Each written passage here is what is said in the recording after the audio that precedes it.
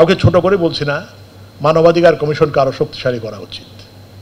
মানবাধিকার কমিশন ভারতে সাধারণত সেখানে সাবেক চিফ জাস্টিসরা মানবাধিকার কমিশনের নেতৃত্ব দিয়ে থাকেন। আমি বেশ কয়েকজন চিফ জাস্টিসকে চিনি যারা বিভিন্ন স্টেটের চিফ জাস্টিস ছিলেন, স্টেট হাইকোর্টের, তারা সেই সব স্টেটের মানবাধিকার কমিশনের প্রধান হয়েছেন বা পার্শ্ববর্তী স্টেটের মানবাধিকার কমিশনের প্রধান হয়েছেন। তারা কতটুকু কাজ করতে পারছেন জানি না, হয়তো তারা চেষ্টা করছেন, চেষ্টা করেন।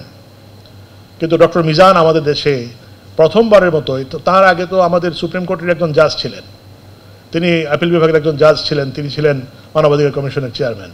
কিন্তু তার সময় মানবাধিকার কিন্তু আমরা বুঝতে পারিনি মানবাধিকার কমিশনের কোনো অস্তিত্ব আছে বলে, বরং ডক্টর মিজানের সময় বোঝা গেছে যে মানবাধিকার কমিশনের অস্তিত্ব আছে এবং মানবাধিকার কমিশন নামে একটি সংস্থা এই দেশে কাজ করছে।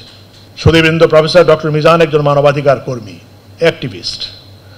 মানবাধিকার প্রতিষ্ঠায় রাজপথের কর্মী হতে শুরু করে জাতীয় মানবাধিকার কমিশনের চেয়ারম্যান হিসেবে দুটি সফল মেয়াদ পরিচালনার মাধ্যমে এদেশে মানবাধিকার প্রতিষ্ঠার সম্ভাব্য সকল ভূমিকায় তিনি নিজেকে সম্পৃক্ত করেছেন।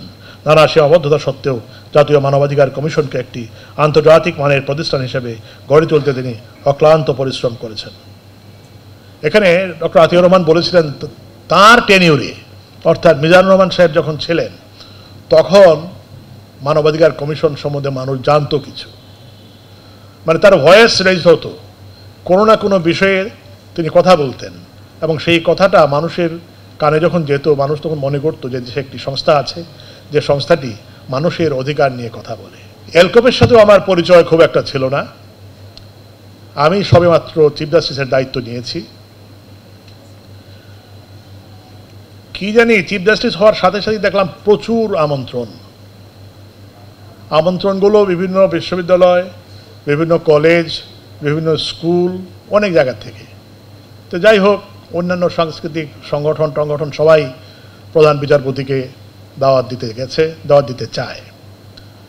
আমার মনে হয় বিষয়টি এরকম যে মহামান্য রাষ্ট্রপতি আর প্রধানমন্ত্রী যেহেতু সব জায়গায় যান না, তারপরেই চিন্তা করে যে মিনিস্টার সাহেবরা তো অনেক জায়গায় যান, স্পিকার এবং চিফ জাস্টিস গেলে বোধহয় প্রতিষ্ঠা একটি মর্যাদা বাড়ে।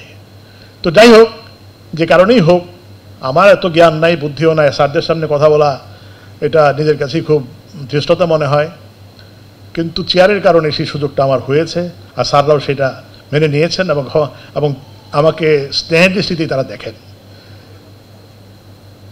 আমাকে মিজান সাহেব দাওয়াত দিতে গেলেন এবং তার উপস্থিতিতে একটি বিশ্ববিদ্যালয়ের ভাইস চ্যান্সেলর সেখানে ছিলেন এবং তিনি আমাকে দাওয়াত দিতে গেলেন তার অনেক ছাত্রছাত্রীর উপস্থিতিতে কনভোকেশন স্পিকার হিসাবে দেওয়ার জন্য।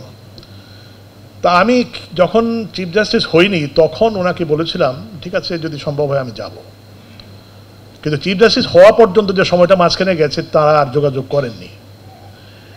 হয় কি, আগের পজিশন এবং চিফ জাস্টিসের পজিশনের তো অনেক ফারাক, সম্ভব হয় না, অনেক কারণ থাকে, অনেক কিছু নিয়মকানুন মেনে চলতে হয়।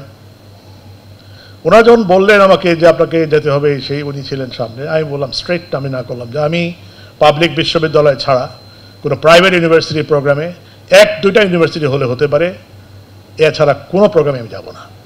It is my decision. আমি কোনো কলেজে যাব না একমাত্র আমার কলেজ ছাড়া, কোনো স্কুলে যাব না একমাত্র আমার স্কুল ছাড়া, তবে এলকপের প্রোগ্রামে যাব।